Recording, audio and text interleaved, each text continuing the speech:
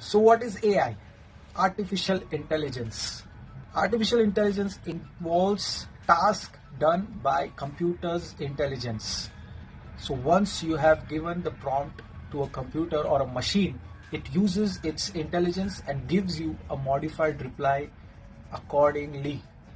So recently there is a buzz about Chat GPT, a very powerful AI, and it's text based at the moment, but there are lots of updates coming soon. So it can give you various creative results based on your prompts.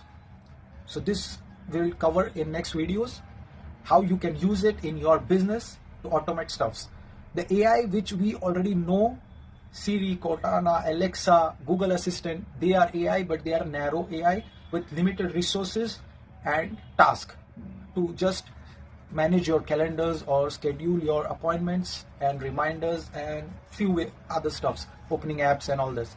Hope this helps and hope it clears that assistant and AI is two different things for people who don't know. So AI you can use in your products, in your business to automate stuffs, which we will be seeing in my next videos.